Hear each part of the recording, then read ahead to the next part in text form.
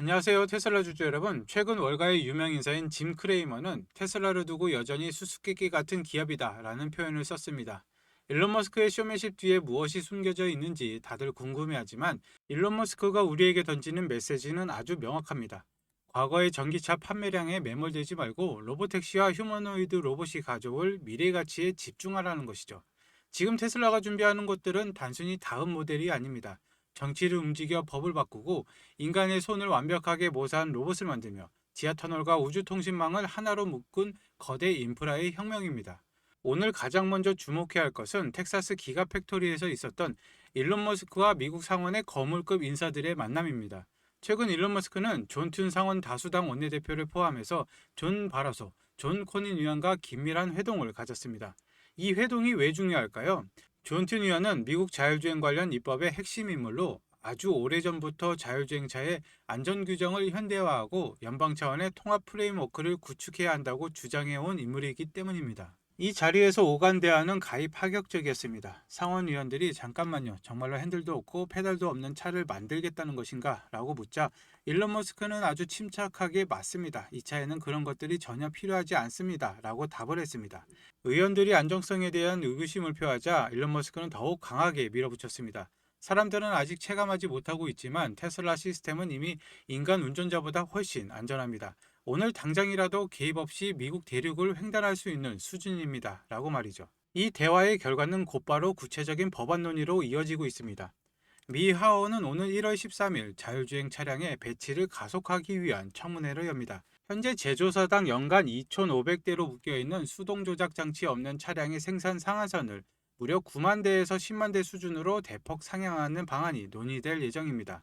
또한 주마다 제각각이라 혼란스러웠던 자율주행 규정을 단일한 연방 표준으로 대체하려는 움직임도 포착되었습니다. 백악관 역시 마이클 크라치오스 과학기술정책실장을 통해서 1, 2년 이내에 전국적으로 핸들 없는 자율주행 차량을 합법화하고 상용화하겠다는 강력한 의지를 표명을 했습니다. 이것은 미국의 자국 AI 기술이 과거 윈도우 OS처럼 전 세계 표준으로 만들겠다는 전략적 판단입니다. 테슬라의 로보택시가 미국 전역을 누비게 될 날이 정말 코앞으로 다가왔습니다. 법이 바뀌는 동안 공장에서는 실질적인 제조 혁명이 일어나고 있습니다. 테슬라는 최근 사이버캡 전용 조립 라인을 운영할 엔지니어링 테크니션을 대거 채용하기 시작했습니다. 이 채용 공고를 자세히 뜯어보면 테슬라의 무서운 계획이 엿보이는데, 테슬라는 사이버캡 생산 라인을 기존의 자동차 공장처럼 운영할 생각이 없습니다.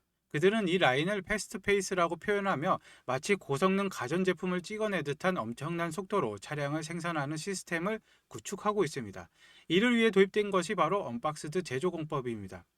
기존의 방식은 차체를 먼저 만들고 그 안에 부품을 하나씩 집어넣는 식이라 공간도 많이 차지하고 작업도 비효율적이었습니다. 하지만 언박싱 방식은 이 차량을 여러 모듈로 나누어서 각각의 장소에서 완벽하게 조립한 뒤 마지막에 단 한 번의 결합으로 차를 완성하게 됩니다. 이번에 채용되는 테크니션들은 이 과정에서 발생하는 초단위의 지연 시간까지 줄여서 조립 효율을 극대화하는 임무를 맡게 됩니다.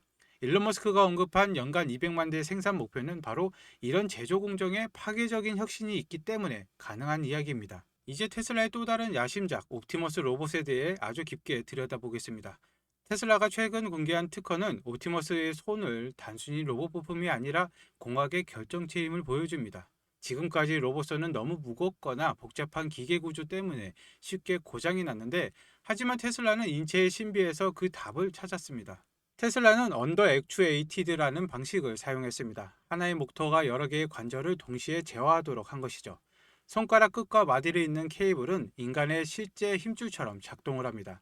특히 케이블이 관절 중심축에서 살짝 벗어나 흐르도록 설계를 했는데, 덕분에 손가락이 굽어질수록 지렛대 원리에 의해서 더 강한 힘을 낼 수가 있습니다. 그리고 고장을 획기적으로 줄인 공명 가이드와 자동 조절 장치인데, 로봇의 손의 가장 큰 문제는 케이블이 꺾이면서 끊어지는 것입니다. 테슬라는 케이블이 지나가는 길목에 매끄러운 볼록 공명 가이드를 설치해서 마찰을 최소화했습니다. 또한 케이블이 늘어나는 것을 방지하기 위해서 손가락 내부에 자동 텐셔너라는 장치를 심었습니다. 케이블이 조금이라도 느슨해지면 스프링이 알아서 팽팽하게 당겨주는 건데, 사람이 드라이버를 들고 정비할 필요가 없는 이른바 포에버 핸드가 탄생한 것입니다. 더 놀라운 것은 웜기어의 활용입니다. 이 기어는 물건을 꽉 쥐고 있을 때 모터가 힘을 빼도 물리적으로 기어가 고정되는 특성이 있습니다. 즉, 옵티머스가 무거운 짐을 들고 있을 때 배터리 전기를 전혀 쓰지 않고도 그 상태를 유지할 수 있다는 뜻입니다. 여기에 손가락 관절마다 스프링의 강도를 다르게 설정하여 복잡한 계산 없어도 물체의 모양에 맞춰서 손가락이 자연스럽게 감기도록 만드는 수동적 지능까지 더했습니다. 약 2만 달러, 하나로 2,920만 원 수준의 가격으로 출시될 옵티머스는 이처럼 정밀함과 내구성을 모두 갖추고 우리 곁으로 올 준비를 마쳤습니다. 지상과 공장에서의 혁신은 지하로도 이어집니다. 보링 컴퍼니의 사장 스티브 데이비스가 발표한 베가스 루프의 미래는 상상 그 이상인데, 현재 라스베가스 컨벤션 센터에서 운영 중인 시스템은 아주 작은 시작에 불과했습니다. 보링 컴퍼니는 현재 총 4단계의 확장 계획을 실행 중입니다. 1단계와 2단계는 현재 130대의 차량이 운행 중이며, 곧 웨스트게이트에서 파라다이스 로드까지 이어지는 2.2마일, 약 3.5km의 터널이 추가로 개통됩니다. 투입 차량은 160대로 늘어나고 속도는 시속 60마일, 약 96km에 달합니다. 3단계와 4단계는 버진 호텔과 보링 컴퍼니가 직접 지은 아파트 단지를 연결하며 차량은 300대까지 늘어납니다. 그리고 마침내 성배라고 불리는 공항터미널 내부 스테이션이 완성될 예정입니다. 최종적인 모습은 68마일, 약 109km의 터널과 104개의 스테이션이 라스베가스 전체를 그물망처럼 연결하는 것이죠. 2027년까지 스트립 핵심 구간이 완성되고 29년경에는 1200대의 테슬라 차량이 지하에서 자율주행으로 사람을 실어 나르게 됩니다. 이때는 대규모의 인원을 수송하는 로보밴도 본격적으로 투입이 됩니다. 교통체증이 아예 존재하지 않는 지하 고속도로 시스템이 테슬라에 의해 완성되고 있는 것입니다. 그리고 이 모든 기계들을 하나로 묶어줄 우주통신망 소식입니다. 미 연방통신위원회는 스페이스X가 최대 15,000개의 차세대 스타링크 위성을 배치할 수 있도록 최종 승인을 했습니다. 여기에는 성능이 대폭 강화된 7,500개의 2세대 위성이 포함이 됩니다. 특히 이번 승인에는 스마트폰과 위성이 직접 연결이 되는 다이렉트 투 셀 서비스가 포함되어 있는데, 이것은 전 세계 어디에 있든 기지국 없어도 테슬라 차량과 옵티머스 로봇이 실시간으로 데이터를 주고 받을 수 있음을 의미합니다. 또한 스페이스X는 최근 미 국방부로부터 약 1조 800억 원 규모의 신규 계약을 따냈습니다. 국방부는 스페이스X의 기술력이 경쟁사들보다 압도적으로 뛰어날 뿐만 아니라 비용 면에서도 가장 효율적이라고 극찬을 했습니다. 우주 시장에서도 스페이스X의 독주는 멈추지 않고 있으며, 이것은 곧 테슬라의 생태계의 통신 인프라가 더욱 단단해짐을 의미합니다. 오늘 우리는 정치, 제조, 로봇공학, 인프라, 그리고 우주까지 아우르는 테슬라의 전방위적인 소식들을 살펴봤습니다. 짐 크레이머가 말한 수수께끼는 이제 풀렸는데, 일론 머스크가 그리는 큰 그림은 단순히 차를 많이 파는 것이 아닙니다. 로보택시가 달릴 수 있도록 법을 바꾸고 그 차를 가장 효율적으로 생산할 공장을 짓고, 사람 대신 일할 로봇의 손마디 하나하나를 완벽하게 설계하며 그 모든 것이 원활하게 돌아가도록 지하터널과 우주통신망을 구축하는 것, 이것이 바로 테슬라가 그리는 미래의 표준입니다. 결국 테슬라의 모든 인프라는 하나의 거대한 전력망으로 연결이 됩니다. 그런데 일론 머스크는 이미 오래전부터 이 전력망 자체가 붕괴될 수 있다는 시나리오를 대비해 왔습니다. 사람들이 로봇 손가락 관절에 감탄하고 있을 때 일론 머스크가 뒤에서 조용히 준비해온 에너지 전쟁의 최종 병기는 무엇일까요? 여러분, 혹시 3년 전 테슬라 마스터 플랜 3가 발표됐을 때 기억하십니까? 당시 사람들은 일론 머스크가 또 뜬구름 잡는 소리 한다, 지구 전체를 친환경 에너지로 바꾸겠다니 망상이다 라고 비웃었습니다. 하지만 지금 2025년 말이 된 현재, 그 망상이 현실이 되다 못해 공포가 되어 돌아왔습니다. 지금 월가에서는 반도체 전쟁은 이미 끝났다고 봅니다. 이제 시작된 건 에너지 전쟁이죠. 아무리 비싼 AI 칩을 사도 전기를 꽂을 콘센트가 없어서 공장을 못 돌리는 사태가 텍사스부터 시작이 됐습니다. 일론 머스크는 이 사태를 이미 예견을 했습니다. 그가 왜 그토록 스페이스X의 스타쉽을 발사해서 목숨을 걸까요? 단순히 화성을 가기 위해서일까요? 아닙니다. 일론 머스크는 충격적인 해답을 내놨죠. 지구의 전력망으로는 AI를 감당할 수 없다. 답은 우주 데이터 센터다. 지구에는 밤이 있고 구름이 끼지만 우주에는 24시간 365일 쏟아지는 태양광이 있습니다. 그 무한한 에너지를 이용해서 우주 서버를 돌리고 데이터만 지상으로 쏘겠다는 것이죠.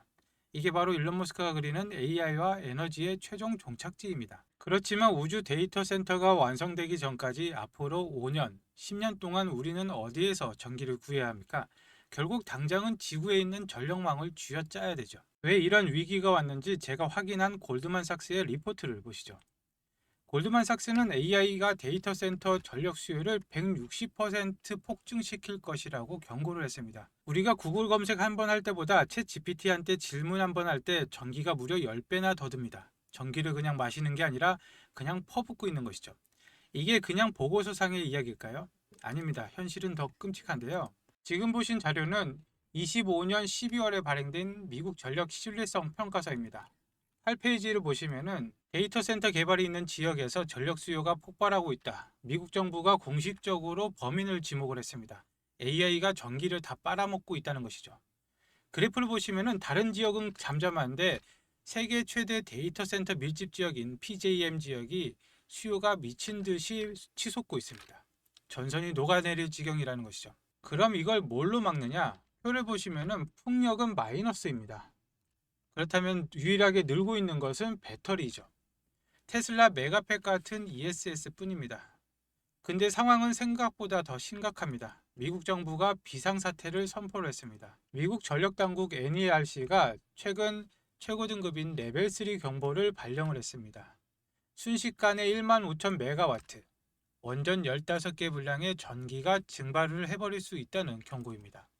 그리고 이 경고는 정확하게 테슬라 배터리 시스템을 가리키고 있는데 전력망 안정화를 위해서는 테슬라의 메가팩이 무조건 필요합니다. 그래서 테슬라는 지금 이 메가팩을 자체 생산하면서 공장을 풀가동하고 있습니다.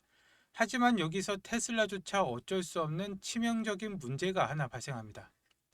테슬라 메가팩 내부 구조도인데 중앙에 PCS 전력 변환 시스템이 보이시죠?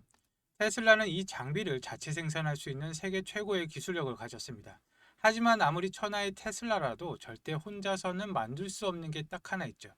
바로 이 PCS의 심장에 박혀야 되는 핵심 전력 반도체입니다. 이 작은 부품이 없으면 전력 제어가 불가능해서 거대한 메가팩도 전원을 켤 수 없는 깡통이 됩니다. 그런데 지금 이 AI 데이터 센터 붐 때문에 전 세계적으로 이 전력 칩의 씨가 말라버렸습니다. 테슬라 메가팩 공장을 24시간 돌리고 싶어도 이 기업의 칩을 안 주면은 공장을 세워야 되죠. 일론 머스크조차도 물량을 더 달라고 부탁을 해야 되는 것이죠. 3년 전 엔비디아가 GPU 칩 하나로 세상을 먹었듯이 앞으로 3년은 이 전력 제어 칩을 만드는 회사가 시장을 지배할 것입니다. 지금 수주 잔고는 3년치가 꽉 찼는데 없어서 못 파는 것이죠. 그런데 주가는 아직 사람들이 전력주라고 하면은 변압기나 전선만 보지 정작 이 핵심 소재 기업은 모릅니다. 테슬라가 오르면 오를수록 이 기업은 그보다 더 가파르게 오를 수밖에 없는 구조입니다. 이건 여러 종목을 분산 투자할 때가 아니라 확신만 있다면은 전력주 대장 하나만 잡아야 됩니다. 솔직히 말씀드리자면 이 종목은 아직 시가총액이 크지 않습니다. 그런데 제가 지금 유튜브 공개 영상에서 이 종목이다라고 종목명을 공개를 해버리면 어떻게 될까요? 이 기업 아직 테슬라에 비하면 시가총액이 한없이 가볍습니다. 한꺼번에 매수세가 몰리면 수급이 꼬이고 자칫 세력들의 타겟이 될 수가 있죠. 게다가 지금 에너지 전쟁의 뉴스 하나, 정부의 전력망 정책 발표 하나의 변동성이 큽니다. 제가 영상을 올리는 시점과 여러분이 보는 시점 차이 때문에 자칫하면 물릴 수도 있죠. 유튜브 알림만 믿다가는 이미 버스가 떠난 뒤가 될 수가 있다는 것입니다. 그래서 제가 구독자분과 시청자분들을 위해서 100% 무료로 정말 간절하게 인생을 바꿀 기회를 찾으신 분에게만 공유를 해드리고자 합니다. 앞서 말씀드렸다시피 골드만삭스와 미국 정부의 경고가 현실화가 되고 있습니다. 더 늦기 전에 올라타셔야 되시는데 신청 방법은 아주 간단합니다. 지금 보시는 영상 하단에 더보기란을 클릭하시고 나오는 링크를 클릭하시면 신청 페이지가 나옵니다. 필요하신 내용 체크 후에 전화번호와 함께 제출하기를 눌러주시면 끝입니다. 모바일도 마찬가지인데요. 모바일도 더보기를 눌러주신 다음에 링크를 클릭하시면 똑같은 페이지가 나옵니다. 체크 후에 전화번호와 함께 제출하기를 눌러주시면 한 분도 빠짐없이 발송을 해드리도록 하겠습니다. 그리고 이 종목을 매수하시면 테슬라로 묵직하고 안정적인 AI 자율주행 성장을 챙기시면서 전력량이 심각해질 때마다 그리고 테슬라 메가팩 수주가 터질 때마다 폭발적인 수익을 내는 양방향 수익 구조를 완성하실 수가 있습니다. 내 계좌에 나만의 AI와 에너지 슈퍼사이클 포트폴리오를 완성하시는 거죠. 에너지 전쟁은 이미 시작됐습니다. 공급 부족 사태가 터지면은 그때 사고 싶어도 못 사죠. 기회는 지금입니다. 오늘 영상 끝까지 봐주셔서 감사합니다. 내일 다시 뵙겠습니다.